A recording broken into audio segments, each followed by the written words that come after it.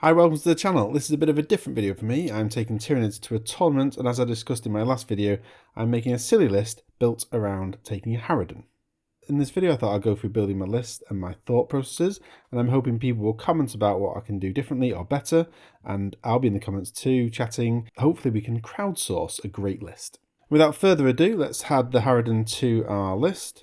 And that's going to give us 1300 points left, which isn't very much. Now, there's nothing I can do with that. It doesn't have an invuln, so I do need to think about that. Now, in terms of my fleet, Hive fleet, I'm going to take Kraken, and for its adaptive ability, I can't really decide between taking Wreathing Shadows, which is no Overwatch, or taking Augmented Ferocity for +1 to charge. So already it's worth chatting in the comments about which one of those two is better. In my mind, there's no way of getting a +1 to charge in the Codex, therefore I'm going to take that. And I've got Paroxysm, which turns off Overwatch for 1 unit, so that's kind of covering that. In my last video I talked about my preference, which is big melee monsters, and I'm going to stick with that in here. And I really need something big that's going to sit in the middle of the board and take the centre objective. So the Tyranid is an obvious one, with Acid Spray, Dermatiosis, and that's good enough for 230 points. What I actually like is a Scythed Hierodule. I like Forge World monsters, but with Dermatiosis it is 30 points more, and that's quite a lot really. Looking at the two of them, the Tyranid looks better on paper because it's got a 2-up save, plus its Acid Spray is essentially the same as the Acid Spray on the Hierodule, but a bit more damage.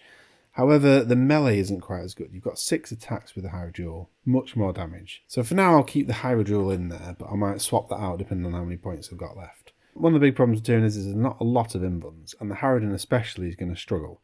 Now, one option is to take the Zone Throats, who give a 4+ invuln on a Synaptic Link ability for a turn.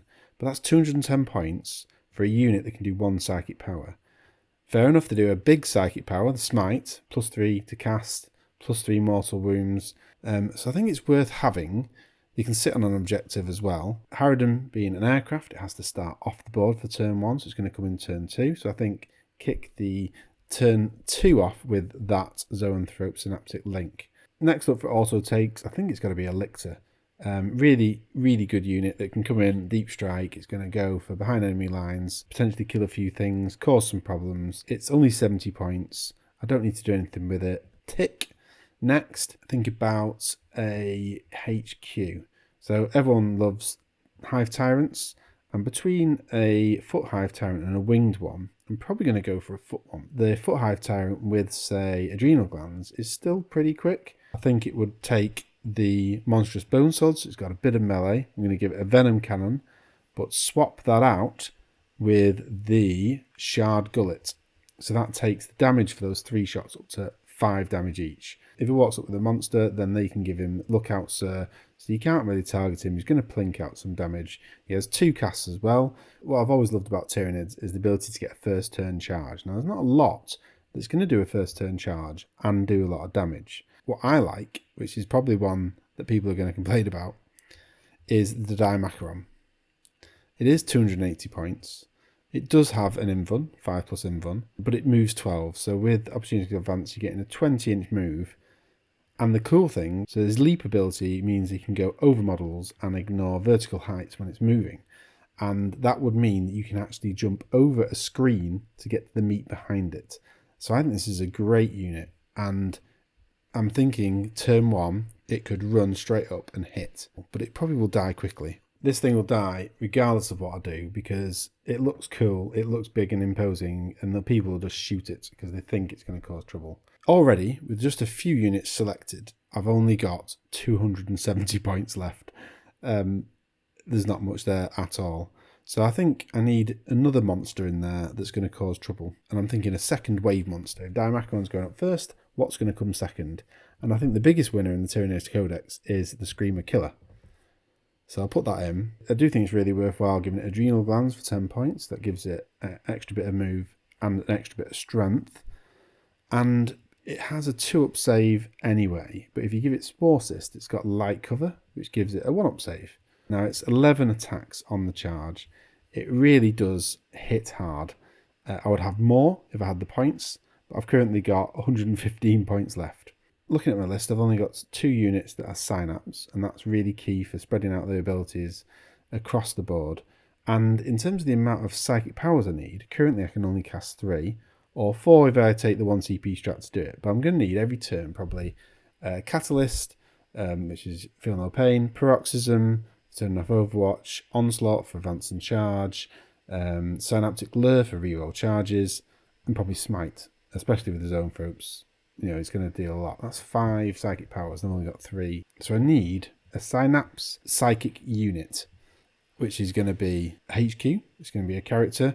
And looking in here, I've only really got the Neurothrope and the Broodlord, which are cheap enough to fit in my list as it is. Neurothrope, +1 to cast, synergizes well with the Zoanthropes, but it's only going to be casting stuff. It's not going to do a great deal. So I'm actually thinking of taking a Broodlord. Surprisingly good. Its Synaptic ability gives light cover to everywhere, so that's potentially a first turn.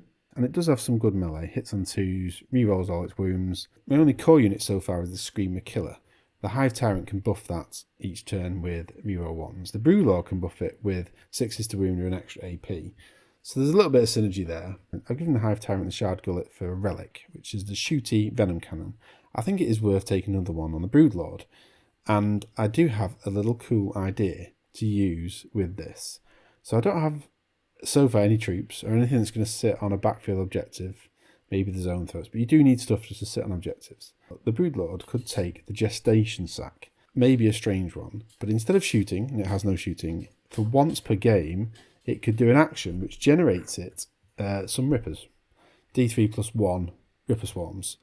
So in the first turn, it could do that. There's no rolling, it just happens. You get your Rippers, and it can stick that on my home objective and then move off. So it just gives me an extra 45-point squad for nothing. Looking at this list, there's 2 things you might see straight away. The first thing is I'm 5 points over my 2,000 points, and I haven't got a Arcs of Omen compulsory type with 3 units in it. I need to fit something into elite or heavy support because there's no way I'm going to buff up any other options. I don't want to lose the Screamer Killer and the Scythe Haradden because I think they're so key to taking the centre and dominating. I don't want to lose the Zoanthrope because I need the 4+ Invuln and the Master Smite. So I'm thinking remove the Lictor.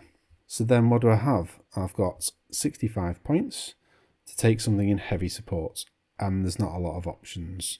The option is a Biovor. There we go. I've got a Biovor.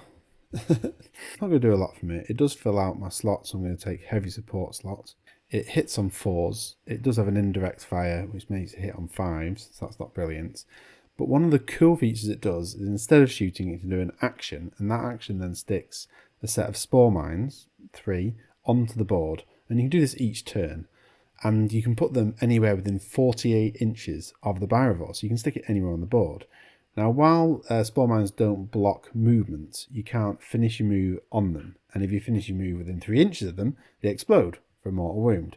So you can use them for discouraging movements. You can actually block movement by spreading them out and using the 2-inch coherency to take some space. And you can put 3 out each turn. That fits my Arcs of Omen compulsory type.